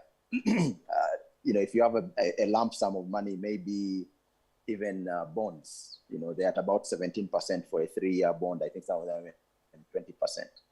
You won't find any business like that. The bigger the investment, of course, you need to save for it. So I don't want to be like, again, the motivational speaker that buy a house and then wait for this and that and that. I think understanding that your horizon, a 10-year horizon seems like a long time, but it is such a short time. I've been in this where I work for 10 years. I thought I'd stay 2 years. It's now my 12th year and I'm still here. So how I utilize that time is really, really important. But thinking about that horizon will allow you to not put yourself under pressure to make decisions that you must make as if the world is ending today. And it will also stop you from comparing yourself to others and just saying, it is my own race. Money is a personal game. And because you're thinking long term, you'll build on rocks, again, to use the Bible, instead of building on sand. Sometimes you build on sand, your tower becomes too tall, it disappears just like that. And I think in my mind, how do you find ways to create sustainability versus, now you see me, Ezra Michael, I am seated in Nambole, next you don't see me, right? So how do I stay here for the long haul? And I think given that this is our country, we want to build it for the long term, that would be my advice. So look around you, but take the safe vehicles. There are people who know investments, unit trusts, bonds, the treasury bills. Those are safe things. As you build it up, then you can find, maybe you like border borders, maybe you like rice, I don't know, maybe you like coffee. You can then put a portion to test and learn, because I think too many times you want to become an expert without putting the fees of going to that senior secondary school of investment. And you can't graduate without going to the school. There you go. There are some people who are asking for your contacts, David and Maria. I think we'll do that later, but let me invite Headmaster to first align us. What are you, from what you've heard, any addition? Thank you, Brian. Thank you very, very much. I am seeing the comments, and I will need to apologize in advance that we will not be able to attend to all the comments, but just keep them coming. There is quite a lot of wisdom flowing here, and Brian, I'm challenging you, the content creator. We are the content producers now. We please create something out of this, because there's quite a lot of wisdom doing this. Allow me to first extend my gratitude to Renzori Natural Mineral Water, who always feed us with natural mineral water every time we are having this. And David, there is a bottle for you, or 2 or 3, depending on. Don't buy water for Christmas. Courtesy of NSSF, but in short, courtesy of Renzori Mineral Water, who have taken up that task of doing this for us every time we meet. I just want to comment on as we wind up to the next bit, and I want to just pick up a few things and also attempt to attend to some of them. First, I want to add, I think we need to come up with a call center that is a discount center, the one that can tell you about discounts. So, and I've seen the people here from Mengo Senior School are quite the epicenter. For us who went to college school, then we shall have to ask them. So discount, I've had the pizzas discount on Tuesday. There is a Yalelo discount on Thursday. There is the smart card. I mean, NSSF has done the smart card, and it's also another center of discounts. Everything you can purchase using the smart card is a discount. Why we did that is because we keep telling you, as financial literacy, as NSSF, we keep telling you, save, and you're saying we don't have money. Now we are saying we are handing you a tool where you will have a discount. Start saving with that discount. Thank you. Side hustle. I just want to attend to a lead. Side hustle, and this is the position. I want you to quote me on this, and this is the position of of us at the financial literacy unit. You have no business doing a business if you are not performing at your workplace. The teacher who said that, I don't know if you have exploited and explored everything that there is in teaching. I mean, there is an acute lack of teachers of integrity, good teachers. While they say that teachers are floating, schools are looking for good teachers. They are always on the look for good teachers. So I feel you need to first explore your own trade and see that you have exploited everything. And if you have exploited everything, you might find that you don't have actually time to do these other things. Some people usually the non-performers are the ones getting into side hustles. And anything you call a side may never actually get to perform the way you want it to perform. If it is a hustle, make it your main hustle. Make it your main hustle. That's when you will deliver. You have no business doing business if you are not performing. That side hustle will always fail, and I will tell you, it's not the economy, it is not the government, it is not that it was undercapitalized. It will always fail because you are into the habit of not performing. You're already not performing where they are paying you. Now how are you going to perform where you need to pay yourself? So I just needed to bring out that a little bit. And every business you need to do, every business you want to do, kindly, the benchmark is the treasury bill. What is the treasury bill giving you? Treasury bill, you do not need to be there to do this work. If the treasury bill is giving you 12%, go interrogate that business. Is it giving you much more above that for you to get into that? Is it worth? If it's giving you 13 and this is giving you 12, is it worth?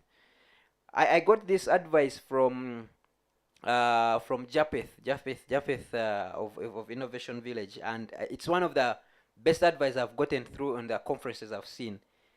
He was speaking at an entrepreneurs conference, the young entrepreneurs, and he was telling these people, if you are an entrepreneur or a budding entrepreneur and you have not started, the best advice I can give you is don't start.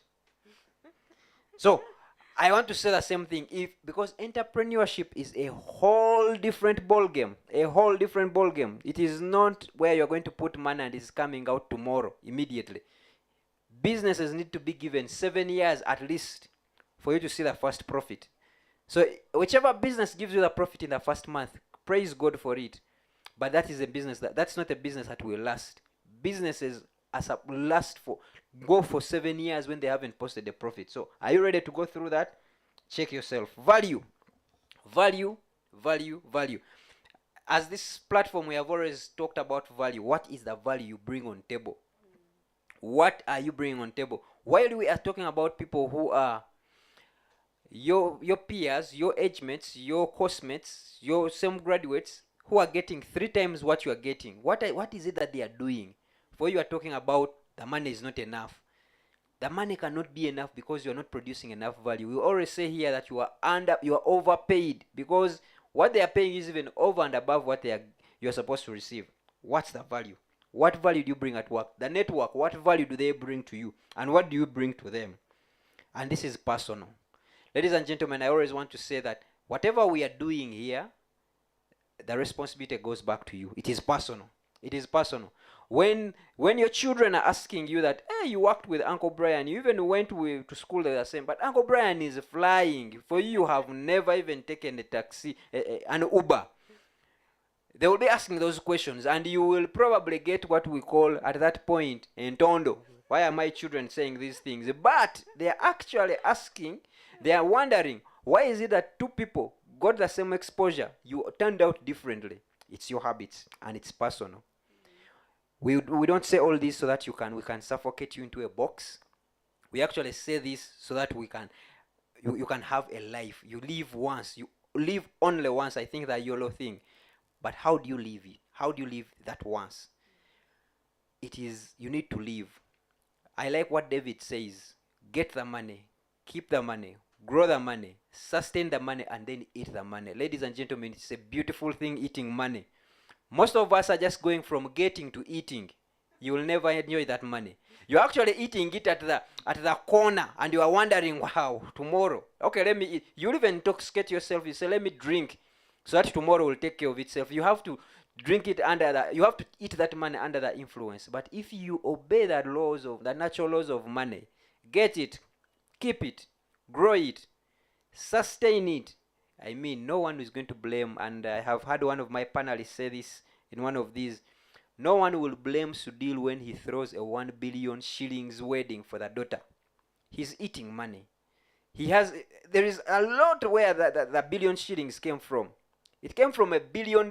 I mean, if you have 200 million and you buy a car of 50 million, how is that wasting money? You have the money, but you are buying a car of 50 million and your entire clan, you are collecting and you are at 20 million. Things will turn out. Ladies and gentlemen, it's always a pleasure having you. As we wind up, as we get into the bit of winding up this session, this is the time when I make sure that I have been having good students and quite obedient students, and this is when the moderators who have been the event bosses for the last 2 hours also turn into students and would want to ask and get from them, what are those parting remarks and what is that homework you can give to the students that converge themselves for 2 hours listening to you? What are those things? I will start with Brian, then I will go to David, and then come to Maria before we wind up. So Brian, what are those things? By the way, Brian, we need to congratulate you on all those very many shows you are doing. And then challenge you that on those, add on one for financial literacy. It is coming. Yes. I will come to the headmaster's office. Yes, he has been doing Kalango here for so many things, but now let's also challenge him. And for next year, when you're doing your goals, it needs to be one of those top goals. Yes. And we'll call you again around the same time and ask you. Yes. Account. Absolutely. So, what is it that, now that we are winding up this segment of December, January blues, what is it that you want people to go away with? So for me, those of you who have heard my story, I fear poverty. It's like, for me, poverty is a curse, right? So I do whatever it takes to be liquid. I think if you forget everything, remember to be liquid. And there are so many ways you can be liquid. There's been so much information about the avenues that you can use to make money without making money, where your money is working for you. So for me, I have monetized my ability to speak. I have done even some of your weddings. Those who are looking at me, I've come to your companies to do your corporate events. And so monetize things in your life that you think, people, yes, all of us talk, but not all of us ably talk, right? There might be an MC in your family. Some of you are MCs in your family functions, birthday, you are the one, but you have never monetized that. So monetize whatever you can. But also, I think for me, the way I grew up taught me a lot to save money. My mother, we owned a small shop at home on the balcony. We've never owned a supermarket, but seeing her grow that money. Yeah? So some of you only want to save when you earn 10 million shillings. But what if you never earn 10 million shillings in your life?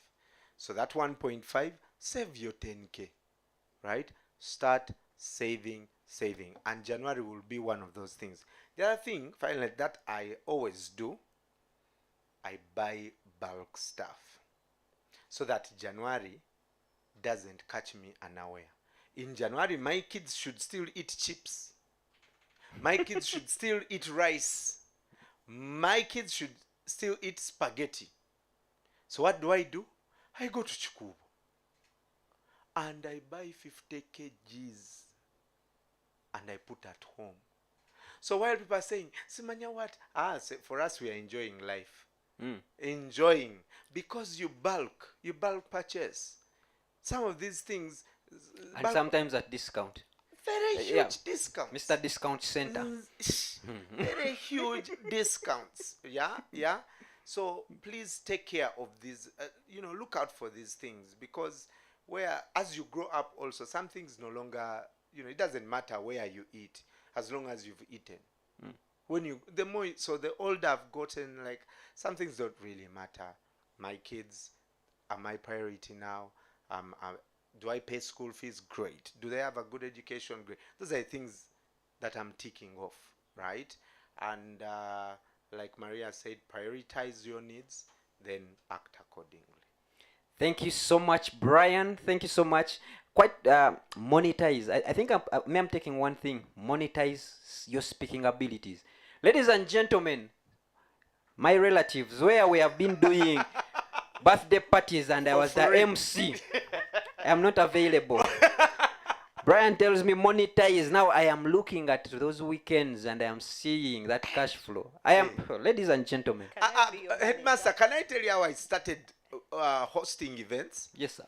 My friend was getting married, like true story, and I'll always forever appreciate that gentleman. It's called Michael. He was getting married and he was looking for an MC. And he said, "Naye Mulondo nkulira nnyo weeyogeza, you know, I think you can MC." Yeah? And I'm like, "Are you serious?" I used to MC all school events. Brian was the entertainment I was prefect the in school. head of entertainment at Mengo. Naye munangoloza bansasula. Naye tebansasula. But my friend told me, "Mulondo, please MC my wedding." And I'm like, "No." It's like, "Okay, I'll pay you." I'm like, "You mean you can pay me to MC?" The guy gave me 500,000. This is like 10 years ago. Ladies and gentlemen, Now I charge twice. I am not 50 available times. for birthday parties. I am picking that from you. I am picking Yes, that from you. monetize. I am now available at a fee. I don't know which one, but we'll talk after. You Do you can. need a manager? Fiscal manager. David can has HR services. He can recruit. Thank you. So, and my network is already building around this idea, but I'll first go solo for this time. David, you are the HR manager. You are the person who deals with persons. You are actually one of those persons who has the hugest staff complement in the country. Yeah. I think you then Centenary Bank, maybe Bank of Uganda, somewhere, but you are one of those. What message would you want them to go with for this December? I mean, you do not want people frequenting the HR system asking for advances and you having to put them in counseling centers. What is it that you want?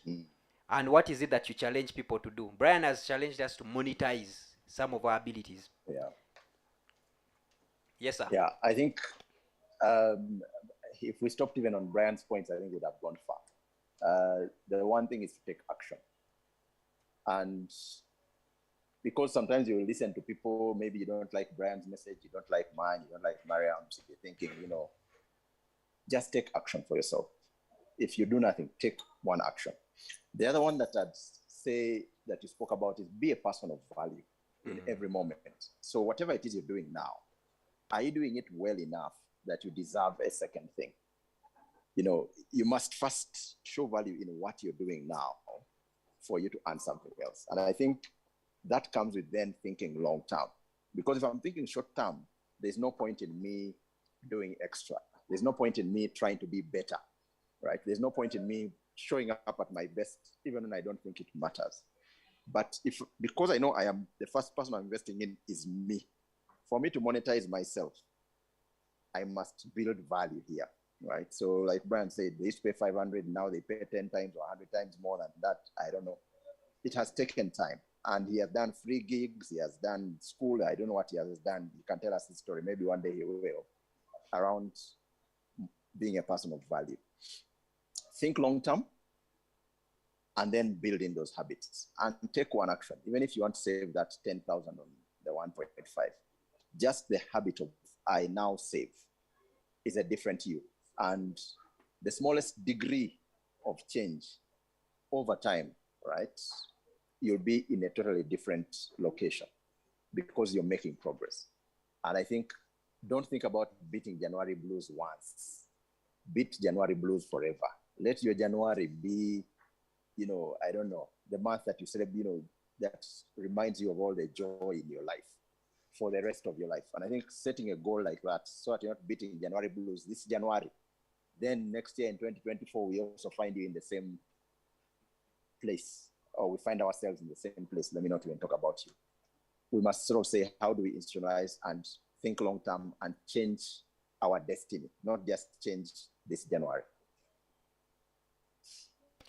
Thank you so much, David. And before you go away, you need to understand that I know we've spoken of black tax, we've spoken of relatives and friends, but while you are coming back, you remember you left us this side. So really, make it worth it, eh? Make it worth. Just saying. I'm just saying. Small things here and there. Just small talk. But thank you so much, David. Thank you so much for the time. The old widow gave her 2 cents. So I will find some free chocolates and bring them. Very good. No, even you can even bring the in-flight chocolates. We okay. We okay. We'll start from there. We'll take the relatives that. David, don't buy them from Chitoro, please. Thank you so much, David, for making time. I know it is quite a hectic time. While we are celebrating December, as a person dealing with people, you are actually winding up and doing their different balance scorecards and making sure they get some money here and there in form of bonuses. So we appreciate when you take off 2 hours of your time in a foreign country to just sit and then deliberate this topic. Finally, let's hear from the fiscal manager. What are those parting shots and what book? What I've learned about this panel today is, much as they went to the same school, Brian, but I can't ask Brian to quote for me a book, but I will ask Maria to quote for me a book. Yes, Maria. Thank you, Sir Headmaster, sir. One of the things that I would like to encourage us is to plan, and plan. David alluded to the fact that if you have a family, it is important to plan with them. My husband and I plan together. We plan for our money together and we agree on things that we are going to do. We also plan for our gifts. We are not the surprise kind. So we agree on the kind of gifts that we want, and if you need to put aside money to actually buy it for the person, you do that. That's a very, very important aspect. But also, secondly, I'd like to say that it is important for you to be content and happy with that which you have.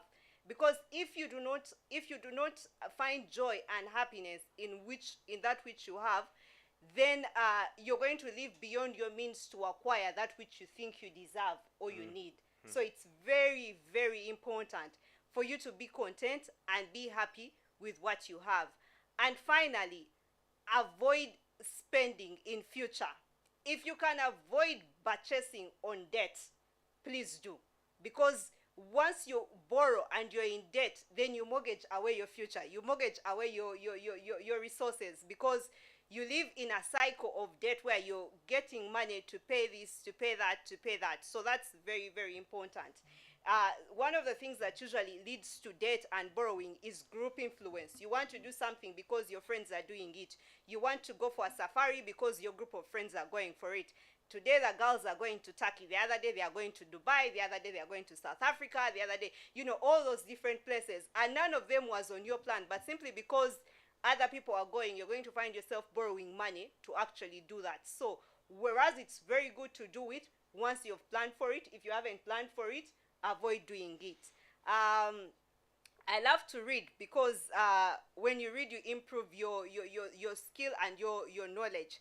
So instead of one book, I'll give us 3 that will help us on this journey, and each of us can choose to read one at a time. But the one very good book that I like so much is a book by Ron Blue called Master Your Money. Ron Blue teaches us how to plan for our money in that book, and it's a very, very good book. It will show you different principles on how to plan for your money. The second book I'd like to encourage us to read is Double Blessing by Mark Batterson. Again, in that book, he encourages us to be a blessing to someone, to double that blessing, that which the Lord has blessed you with. If you share it with someone else, if you give it away, then you're doubling the blessing. And giving and generosity is not an issue of the pocket; it's an issue of the heart. So that's also one other book that I'd like to encourage us to read. And then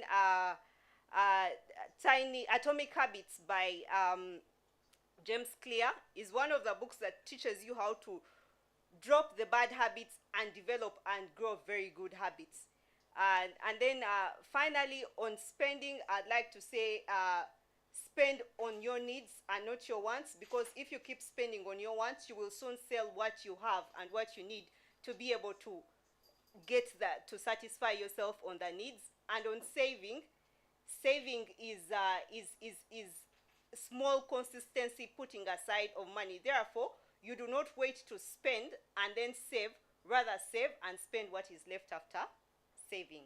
Thank you very much. Well said, well said. In there were so many tongue twisters, there were so many riddles, and I'm wondering, Brian, yes, you went to the same school, are you sure? Anyway, we'll leave it and then take it off screen because I have never heard Brian's English this articulate.